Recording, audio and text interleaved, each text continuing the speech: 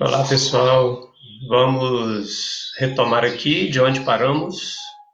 Na aula anterior, vocês puderam ouvir um pouquinho, brevemente, a narrativa sobre o mito da caverna. E hoje falaremos um pouquinho do seu sentido. A gente aqui apresenta pelo menos 4 sentidos. Mas antes disso, retomemos muito brevemente a contribuição que Platão trouxe em relação aos filósofos anteriores.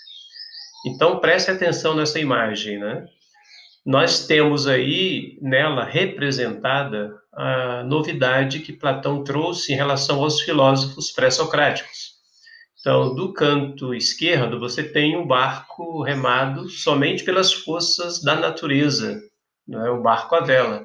A força do vento, não é? Sobre a embarcação vai conduzindo-a a algum lugar. Não há nenhum esforço humano. Então, temos aí a primeira navegação. O que que Platão está dizendo com isso?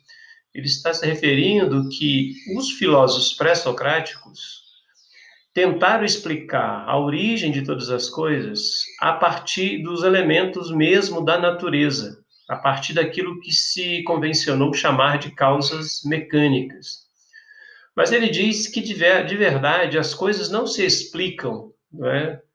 Quando a gente decompõe os seus elementos ou os elementos da própria natureza.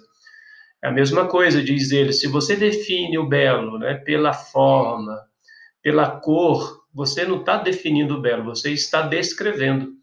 O que torna belo alguma coisa bela é o próprio conceito de beleza, é o que ele chama de belo em si, que a gente vai refletir. Então ele acha que a primeira navegação não deu conta de explicar o que está por trás da natureza, o que está por trás de cada um daqueles elementos que nós estudamos. O que que ele traz de novidade? É a imagem da direita, né? Uma vez que não há vento, né, uma vez que o barco não pode ser conduzido pelas forças da natureza, é necessário o esforço humano, expressado aqui pelos dois remos. O que que é o esforço humano? É o esforço racional para dar conta de explicar o que está por trás do cosmos, o que está por trás da física, o que está por trás daquilo que nós chamamos de ser, ou, como senso comum, o que nós chamamos de mundo, tá bom?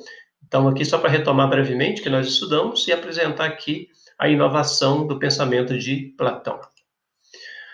Bom, o mito da caverna, tal como nós narramos muito brevemente lá no podcast, que vocês também puderam ler no texto da aula anterior, ele tem 4 sentidos. O primeiro sentido dele é o sentido ontológico. O que é ontologia? Ontologia, ontos, do grego, significa ser, e lógico, vem de logos, significa razão, ou discurso racional sobre o ser. O que Platão trouxe de novidade? Que a realidade, que ele chama de ontologia, se constitui de 2 maneiras. Então você vê aí, né? Nós temos várias raças de cavalo no nosso mundo sensível, mas todas elas remetem para um único tipo de cavalo, que é o cavalo que está aí em imagem branca. O conceito cavalo, a ideia cavalo. Ou seja, o conceito em Platão é mais do que a representação da coisa, né?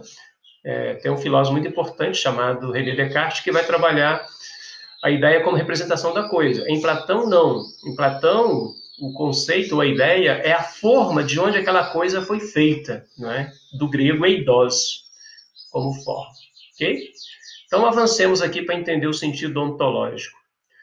No mito da caverna, as sombras significam a aparência sensível das coisas, as estátuas que lá estão representam as próprias coisas sensíveis, o muro que lá está é a linha divisória entre as coisas sensíveis e as coisas suprassensíveis, e as coisas situadas do outro lado do muro, né, são representações simbólicas do ser verdadeiro e das ideias verdadeiras, né, no slide anterior representado pelo cavalo branco, tá bom?